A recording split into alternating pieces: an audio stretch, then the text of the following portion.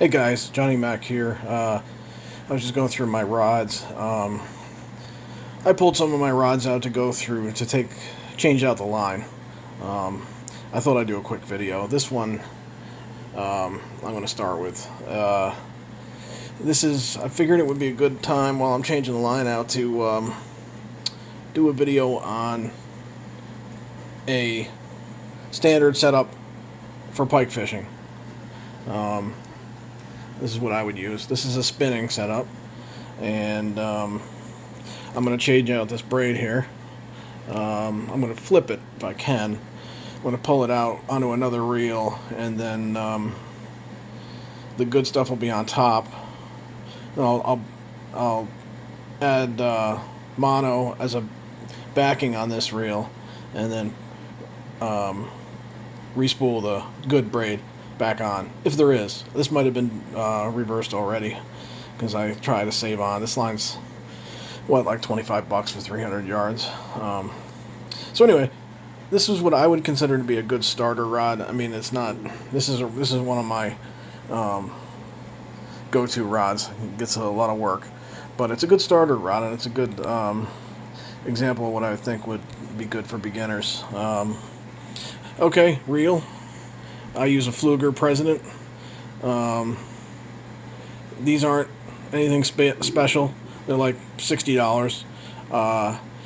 With pike fishing, I tend not to go super high end because they get battered and beaten around so much. I do a lot of pike fishing. This would be like a 35 series reel rather, size-wise. It would be a 35. So it would hold 12 pounds of, it would hold, 195 yards of 12-pound mono, if you were to use mono.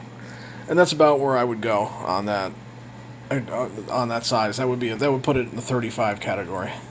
It's not a huge reel. It's not a small reel. I use 25, size 25s for walleye. Okay. Now I'm using 30-pound Power Pro on there. Okay. Great line. You can use 50. I wouldn't go down to 20. I use 20 on my walleye rod. And I catch pike on it. I've caught pike on 20-pound braid, but it gets stiff when it gets old, and I just seem to snap the 20-pound. It'll get old, and you'll suddenly snap it on a cast, and that doesn't seem to happen to me with the 30-pound braid. Okay, the rod is a Cabelas Fish Eagle 2. They're still making these. The design is a little bit different. I love these rods. I paid, I don't know, $85 for them. They're great. They're indestructible. I've had them for years and years and years. And I fish a lot. So they get really used up here on the one. You can see the cork is getting chewed up there. Gets a lot of use. Okay, so this rod is 7 feet long, 2-piece. I've got 1-pieces as well. I like both. They both have their advantages and disadvantages. This is a heavy. Let's see if I can get in there. I'm reading it upside down. Yep, it's a heavy. This is ½ ounce to 1.5 ounces as far as lure weight goes, and that would be considered heavy. It's not an inshore rod, it's not that heavy. 10 to 25 pound line weight suggested, and yep. So you got 10 to 25 pound line, but I'm using 30-pound braid that has the diameter of 8-pound mono. So that's not a factor. But this is a heavy rod. It's not a stiff rod. It's got a fast tip. That's the other thing I would look for.